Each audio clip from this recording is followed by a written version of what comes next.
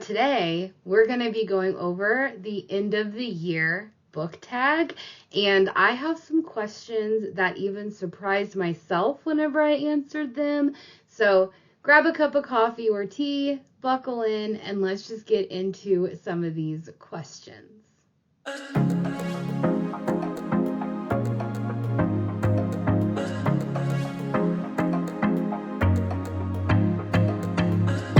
Hello everyone, welcome back to my channel. So today I am doing the end of the year book tag, and I've seen a lot of booktubers that I watch already do this tag, and I know that they kind of mix it up a little bit on what questions they're going to answer, so there's not really a big structure per se.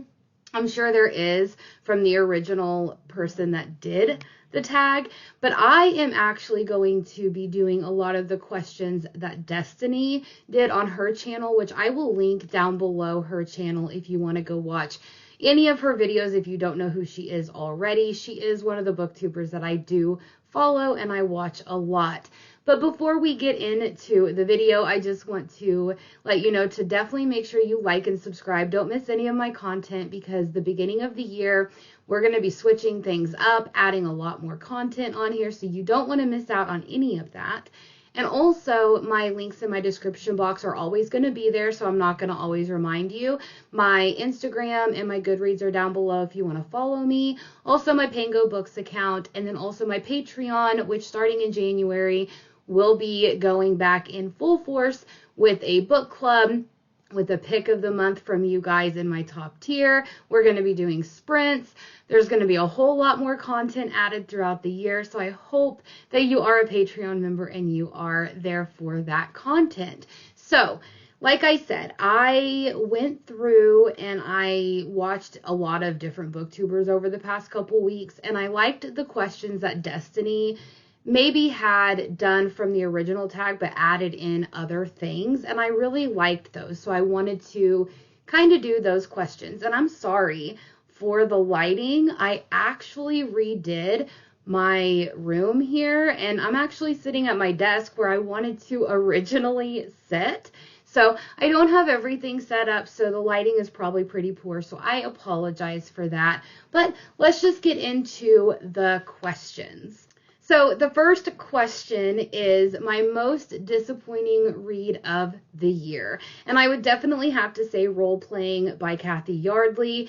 Now, this book I got back in July. I had pre-ordered it because the synopsis and the way that the book was portrayed was that it was about two gamers who meet online and then end up meeting in real life, kind of falling in love, things like that. And it's based around like an RPG game, and I play RPG games. I actually met my husband on Xbox 12 years ago. And so I was like, oh, this book is going to be so good, because they are a little bit older than me and my husband are in this book, but I felt like it was going to be a big hit. It wasn't. I feel so bad. If you want to know my thoughts, you can go back to my video in July whenever I read this. Actually, I don't think I read this in July.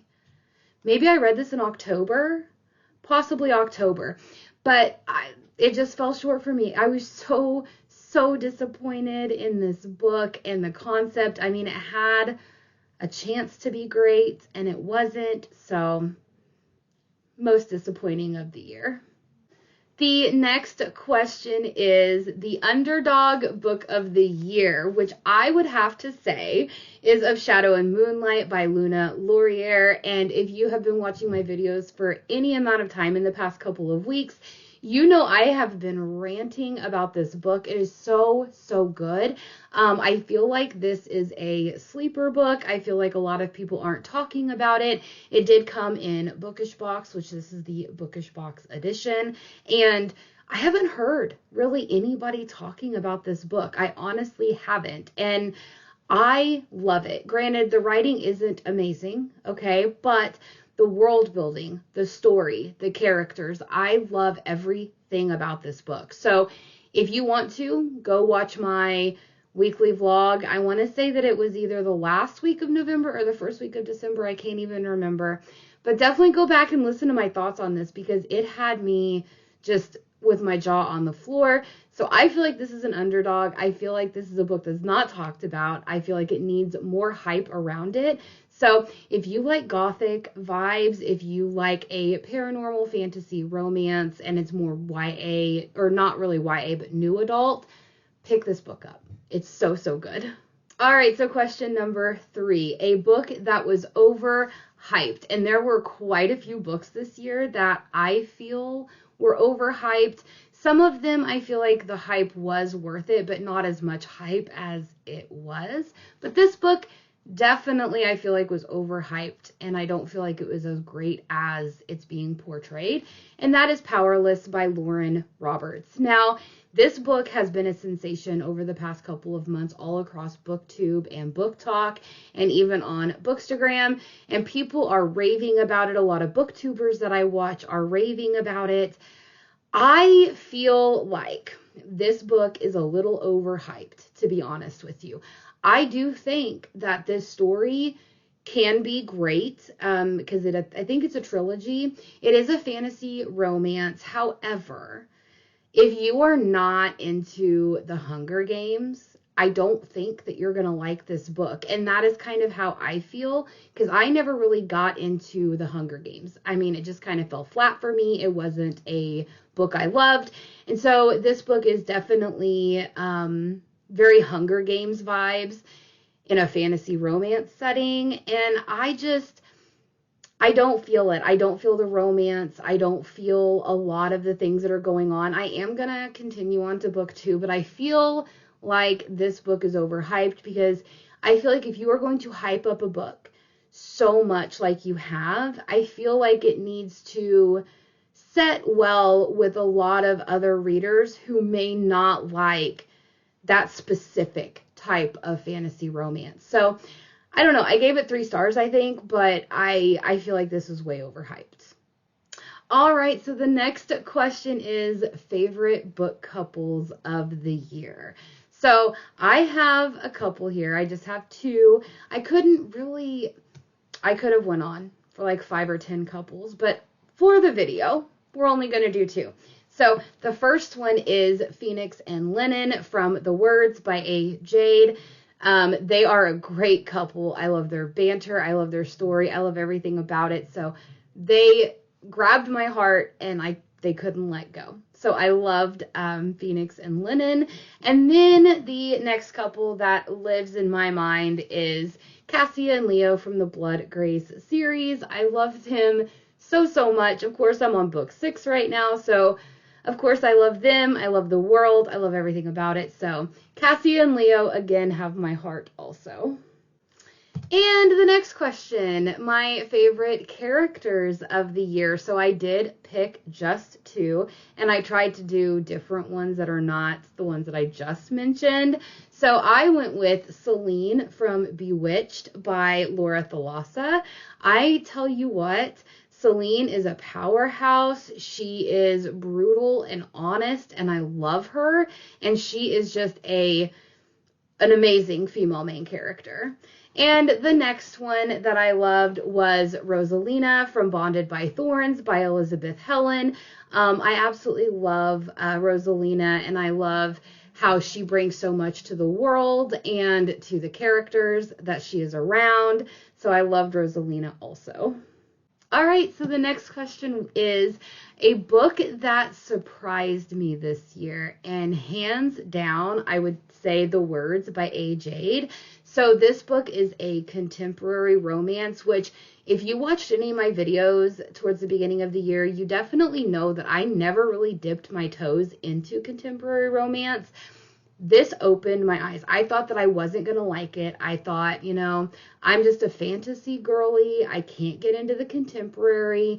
And Phoenix and Lennon really just took off with it. I loved the whole concept of them being friends in high school and then him betraying her and then following them like 5 years later. And she's thrusted back into his life, and now he's having to kind of come to terms with the betrayal that he already did to her. And I ate this book up. I love it. Jade is one of my new favorite authors. I even went on to read The Choice, which is a spin-off series from characters that are in the words, and I'm desperately waiting for The Consequence, which will wrap up that duology, and I can't tell you who it's about because it would run part of this book. So definitely go pick up The Words by Jade if you love contemporary romance, if you love a strangers to friends to enemies to lovers type of situation. So good. And this is a rock star romance as well. All right, and then the next question is new favorite author that I have discovered this year. Hands down, by far, is Vila Roth. This is the Blood Gray series. If you've been on my channel at all watching my videos, you already know I rant and rave, so I'm not going to go into depth about this series. You can watch a lot of my recaps for the weekly vlogs or anything like that if you want to hear more about this world. But Vila Roth is a brand new author to me this year. I only discovered her because of the Alpha Ho Book Club that Becca in the Books hosts, and this was a series that they were reading. However, unfortunately, Becca ended up DNFing the series in book 3, and I continued because I have found out that I am a huge political fantasy girly. I love the politics. I love the slow progression of the story. I love everything about this series. So if you're wanting a fantasy romance that is very heavy on the politics with a proper writing style that is not easy to at first understand, but you get right into it, and you want a marshmallow of a male main character, and you want a very tough female main character, definitely pick up the Blood Gray series. I think you might be surprised. And so the next question is my happiest read of the year, and it is a most recent read, which would be Check and Mate by Ali Hazelwood. This book had me giggling. It had butterflies in my stomach. It had me smiling the whole time. Mallory is such an amazing female main character. I really like, how she was putting her family first, and she was, really wanting to make sure that everyone was taken care of and sacrificing herself, even though it wasn't really her place to do that. And then Nolan, he is like the master of chess, the #1 in the world.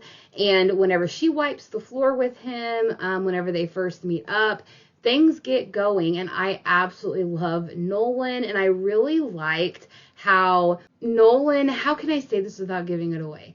Nolan he was very inexperienced, shall I say, and I loved that about a male main character where the female takes the lead, and the female, kind of shows him what to do. So I absolutely loved that. This book had me giddy the whole way through. And then the next question, which is my most frustrating read of the year, which I am definitely going to say is Vamps, Fresh Blood by Nicole Arend. This book frustrated me to absolute no end. I had saw it at Walmart a lot during the beginning of the year, and I was like, ooh, that cover looks good. It's kind of drawing me in. And then I read the back of it, and I was like, oh, yes, I want to get that. And I literally, for a couple months, stewed on it, and then you couldn't buy it on Amazon because it wasn't available in the region. Just a lot of things, and then it was taken off of Walmart, and I had no idea why this book I couldn't buy. Well, I ended up, getting a copy of it, but then it sat on my shelf for a little while, and I finally picked up the audio version of it. And this book is so frustrating because it's kind of like a Vampire Academy vibes with a little bit of Vampire Diaries thrown in, but you are following a Dompier. I don't know how you say it, but he is kind of like a special type of supernatural, I guess. He's half vampire, half not. And he goes to this academy called Vamps, and it's in the Swiss Alps. And he goes there to learn about his vampire side, learn how to control his bloodlust and stuff. And the way that this book was written, the characters around, like, they were just one-dimensional. I felt like every time he walked into a room, you had to have like 15 pages of dialogue about, you know, how everyone's dressed and all of this stuff, and there was absolutely no plot. I don't feel like there was anything to this book, and it frustrated me because I was like, I sat on this for months wanting to get it, wanting to read it, and I should have never even had that book in my sights. Like, I should have just not even worried about it. Like, it was a waste of my time. I was so frustrated with it, and so I do not recommend.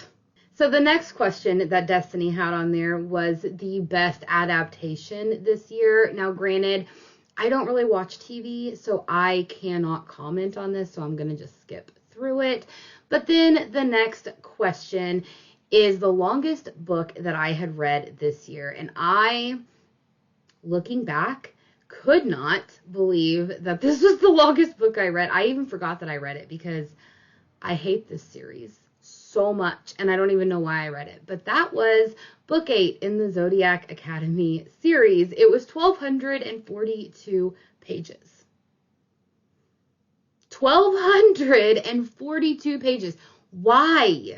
Why are these books becoming like bricks? Literally, like, they need to end this series like on the last book, because I feel like now they are just milking this for all that they have.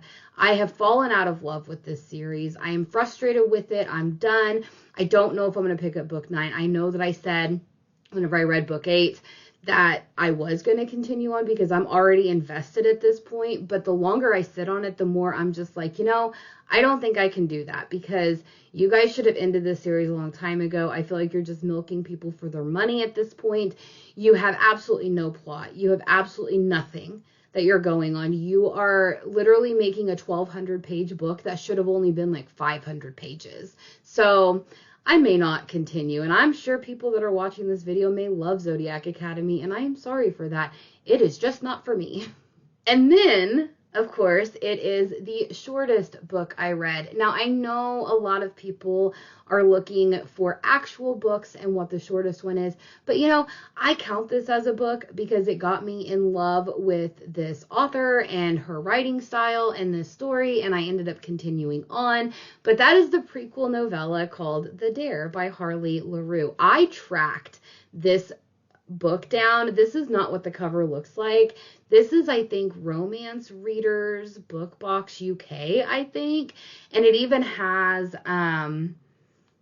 her, where is it at? Yeah, it has her signature in it. I tracked this down because I am in love with these characters. I am in love with Manson Reed. He is an amazing male main character. This is a why choose reverse harem story, but this novella is not. This novella is really just about our female main character and our male main character at a Halloween party 6 months after they graduate, and things get very spicy very quickly. And definitely check trigger warnings before you read any of Harley LaRue's books, because they have like a lot of kink lists, they have a lot of trigger warnings, they have a lot of stuff in them. So definitely make sure you check, because this thing is only like 120 pages. Don't let that fool you. Really don't let that fool you. But again, another book that I loved. So for this next question, which is my favorite cover of the year, I could not choose, so I have both of them here. The first one is 1,000 Heartbeats by Kira Cass. What I absolutely love about this is the back. It is absolutely beautiful. This camera does absolutely no justice for it, but it is beautiful. I love it. Just the vibes of the cover of this book was just breathtaking. And then, of course, this is a special edition from Fabled, I think, but this is Bewitched by Laura Thalassa. It came in this slip case, which is really, really neat. But wait till you see what the book looks like, if I can get it out of here. It is a naked hardcover, and this is the cover. Look how beautiful that is. It is just absolutely gorgeous. And the one feature that I love is the edges. Look at, they even have the words on there. Guys, this is my absolute favorite cover besides the 1,000 Heartbeats, but I had to include one special edition and one normal edition book, but it's absolutely gorgeous. So I couldn't pick on the two, so I just went ahead and put both of them in there. And so we are on to the next question, which is a book that I haven't stopped thinking about. And of course, it is the first book in this duology, but I already talked about the prequel novella, and that is Losers Part 1 by Harley LaRue. I cannot stop thinking about this story, these characters. I absolutely love it. I need to get to Losers Part 2 because it will finish up that duology, but I'm scared to as well because I know that whenever I read it, then I'm kind of done. Like, there's no more story to read, and I could go back and reread it and all of that because I do own it in a lot of formats. I own it on my Kindle, I own them physically, I own them on my audio. So really I could just, devour them at any point, but I'm just not ready to say goodbye to these characters. So I've been putting it off, but this book lives rent-free in my head and I cannot stop thinking about it. And the next book is the complete opposite, and it is the cringiest book I have read this year. Now, I haven't even done my weekly wrap-up yet because I just finished this the other day, but this is Do Your Worst by Rosie Danan. So, you guys, this book, I anticipated it. I couldn't wait for it, and it fell short, and it was so cringy. Like, I was reading it, and it took a lot to get through it. I just did not have good vibes from this book. And an unpopular book that I loved. Now, granted, I think this is popular, but it's like a very niche community. So I don't think it's like widely loved. So I added it on here. But that is Fairytale by Veronica Lancet. This is the illustrated cover. And of course, I purchased it from her shop, which she gave me a bunch of different, character arts. And I asked her, to put my name and her favorite quote in here. So, of course, she did. Because I read this book in preparation of Arcane Society doing a special edition. And I was like, I need to know if I like this book before I purchase it. Because I've just been on that, trend lately.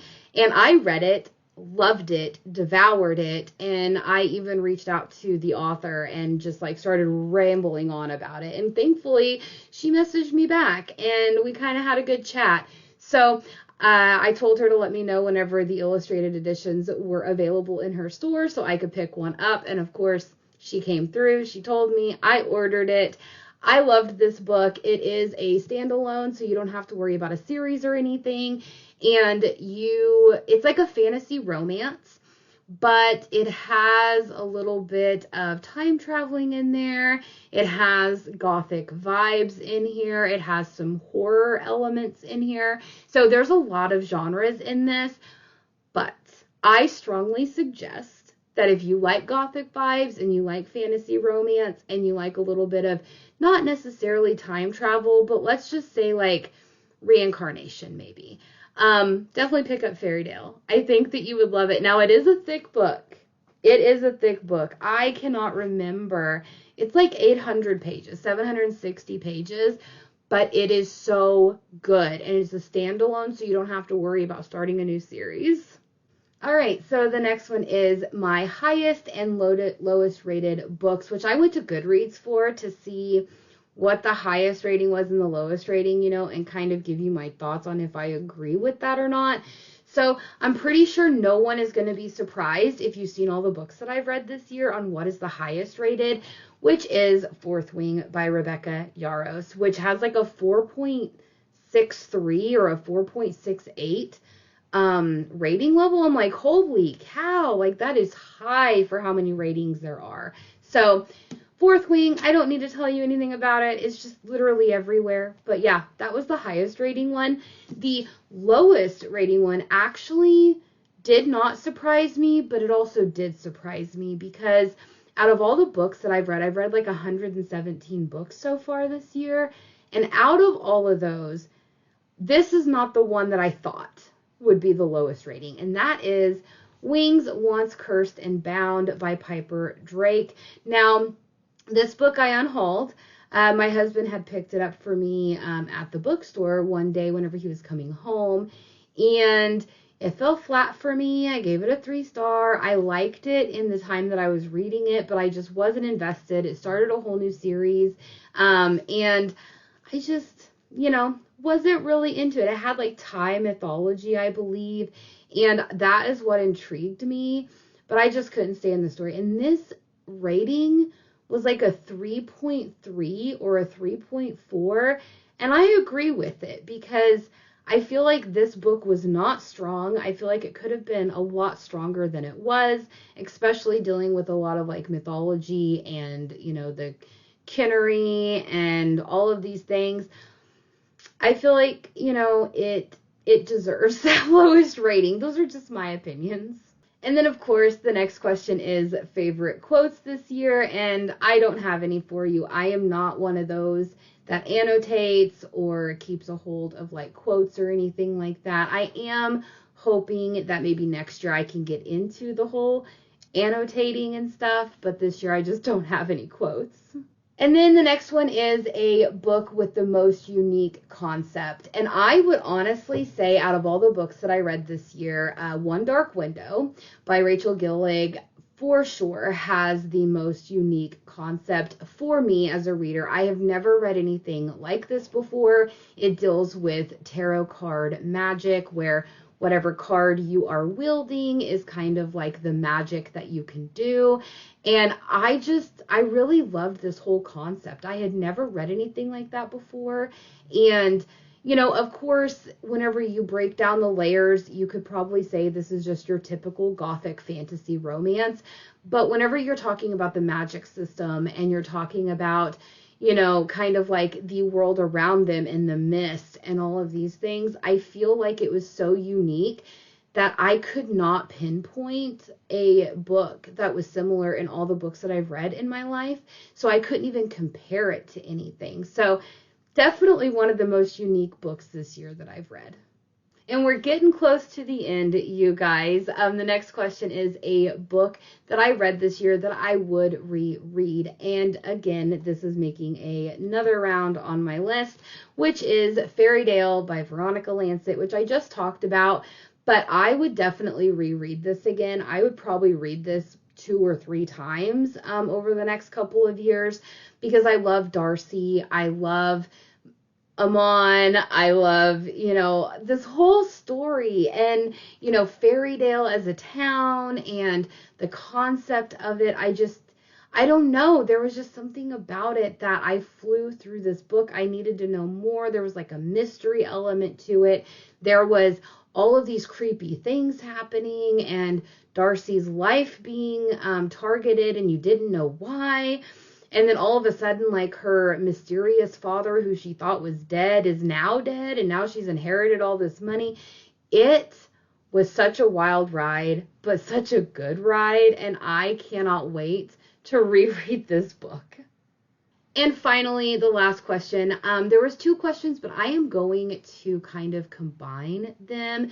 It is, what my reading goals in 2023 were, what are my reading goals for 2024, and what am I prioritizing in 2024, which I feel like those 2 questions I've already answered in my video that I started December off with my December TBR, my 2024 thoughts, and my November wrap up. But just to kind of go over that again, I have read as of today, which is December 11th, I have read 117 books so far. I don't really imagine me reading a whole lot for the rest of this year because there's only a few weeks left. We have Christmas. Me and my husband are going to be traveling. So, maybe a few more books are going to be in there, but, I don't really see going over 125 books. And I feel like that is quite a lot. I set my reading goal at 50 this year because I didn't want to push myself and make myself read. I wanted to read for the pure enjoyment rather than trying to hit a goal. And I surpassed that, and I didn't expect that. I mean, I think June or July, I read like 21 books, and I could not believe that. So that really shocked me. And, you know, my 2024 reading goals, I think I'm just going to set, you know, my Goodreads reading challenge at probably 80 books. If I hit it, great. If I don't hit it, it's not the end of the world. But I feel like 80 might be a little bit more realistic than 50 because the way that I consume books from January to August of the year is whenever I consume the most of them, because I do listen to them on audio at work. So yeah, I think I'm going to set it at 80, but I'm not going to stress if I meet that or I don't meet that. And then, of course, my 2024 priorities is I really want to make the biggest effort on reading down my physical TBR. I have unhauled so many books in the past couple weeks because they've been on my shelf. I just don't plan on reading them. They don't even intrigue me anymore.